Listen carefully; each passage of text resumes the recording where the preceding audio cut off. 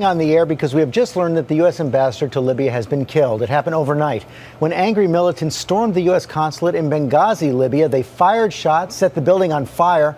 Almost a dozen Americans were inside being guarded by Libyan security. At least one other American died, most likely of smoke inhalation. And it appears the attack was inspired by an anti-Muslim film produced by an American-Israeli filmmaker.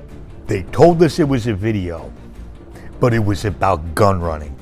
And it gets worse than that.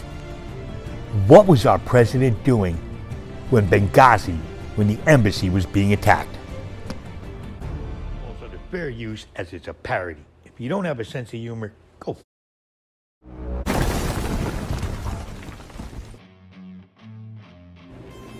Welcome. Is this my reality? Is this your reality? Cocaine is a hell of a drug.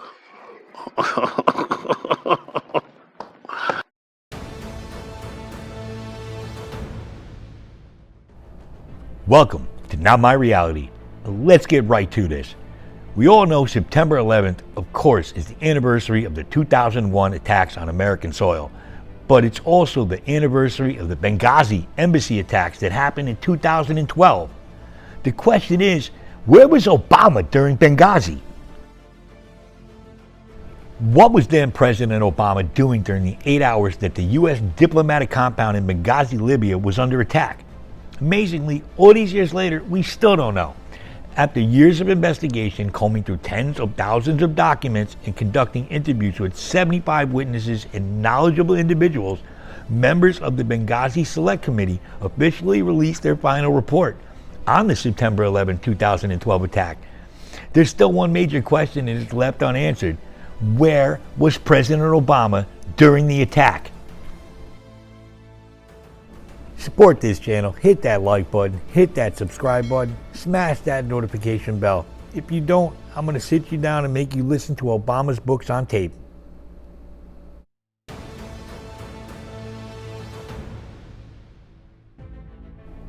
Let's get this straight right now. The Benghazi attacks were related to a secret gun-running operation managed by the U.S. government, the CIA, to ferry weapons that had been used by Libyan rebels to Syria. This was not about a stupid video like Hillary tried to tell us. The September 11, 2012 terrorist attacks against the U.S. government compound in Benghazi, Libya, resulted in the death of U.S. Ambassador J. Christopher Stevens and 3 other Americans. The idea that Stevens could have been involved in redirecting arms from Libya to Syria, it's hardly a stretch. He had the perfect resume for gun running. He had helped manage gun running to the Libyan rebels during the insurgency against former dictator Muammar Gaddafi. Good thing we got rid of him, right? Good job, Obama. The White House named Stevens liaison to the Libyan rebels in March of 2011. Here's a real shocker. Benghazi wasn't the first time illegal gun running schemes initiated by the Obama administration cost American lives. The hypocrites in the Obama administration, though they publicly attack America's gun laws for American civilians, is not restrictive enough. Yeah, they want to take ours. They've long had a history of gun running. The Fast and Furious scandal being one of the tops, resulting in more American deaths. You think that's why they named those stupid driving movies The Fast and Furious? So when you do a Google search, you don't find out the dirty deals Obama was doing, giving drug dealers guns so they could shoot our border agents? What the?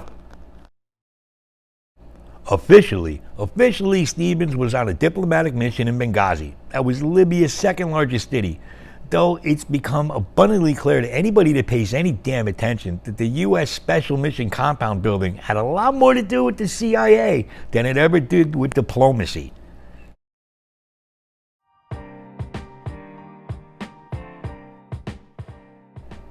So where was Obama?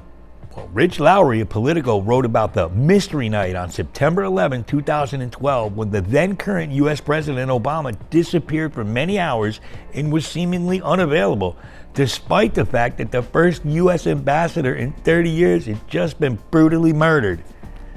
Lowry then wonders in the article where Barack Obama disappeared to on that fateful night, and why White House aide Dan Pfeiffer insisted it's totally irrelevant where Obama was in those missing hours. This is where the internet took over. There were posts online that people at the time were laughing at. They thought it was crazy. But it went something like this. If you've ever known anyone who's a drug addict, and we all do, you'd see it's obvious that Barack Obama was high on cocaine the night of Benghazi. It is the only logical explanation for his disappearance and the White House's refusal to comment on what he was doing at the time. Since this was the night of a great crisis for our country, the only logical reason that the White House won't explain where the president was is that this man was high as a kite at the time. This is the speculation of a Kevin Duhan.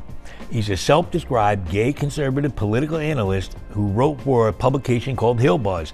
Duhan states that his claim, which he appears to make based on knowledge and experience of drug addicts, explains the reasons why President Obama was missing for most of the evening during the attack on Benghazi. Now, when this first came out, it seemed pretty friggin' crazy, right? But from all the disclosures that have come out recently, and Obama's fondness for cocaine and, well, other things that we're not going to talk about in this video. The theory goes that Barack Obama retired to his private quarters around 6 o'clock or so on 9/11/2012 as the attacks were going on. Nobody could find him. He seems to probably have disappeared to go do a bunch of cocaine, is what they're saying. Now, Hillary Clinton either showed up to kill his buzz, or she just kept calling him on the phone over and over again until he finally answered the phone at 10 o'clock. Remember, he disappeared at 6. This is 8 hours later. I'm sure he hung up on her because he was buzzed out of his mind, because the woman probably scared him. I mean, she scares everybody else. After finally getting in touch with him after 8 hours at 10 o'clock at night, it wasn't until a good 12 and a half hours later on the next day that I guess his staff was finally able to wake his ass up, dress him, and make him presentable. You can see he's still got the blue lips, though. Pay attention to the blue lips. I'll make a video on that one day. Obama does appear that he's coming off of a bender. Just like September 11, 2001, September 11, 2012, something else is being covered up. How is it that all these years later, the Obama White House, we have no idea of where President Obama was during that 8-hour period of the attack on the embassy in Benghazi? The White House knows precisely where he was and what he was doing. Yet it's refusing to share this information with Congress and, hey, the American people. We have the right to know if our president was on a coke binge.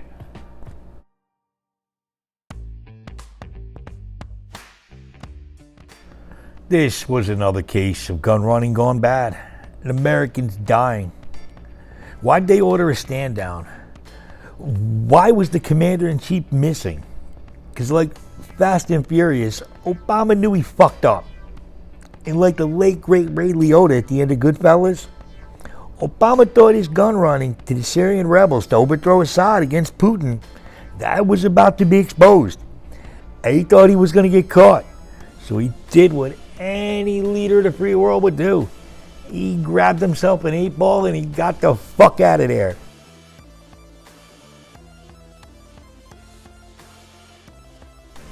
Look, maybe he did, maybe he didn't. I'm just saying, with all the new revelations coming out, it's definitely possible. And they really don't want to tell us where he was. What do you think? You think Obama was doing the right thing? Or do you think he was out there getting coked out of his mind? Leave a comment down below. Rest in peace, Ambassador Christopher Stevens, Officer Sean Smith, the CIA contractors Tyrone S. Woods, and Glenn Doherty. 4 people died that night and they didn't have to. Let's get the fuck out of here.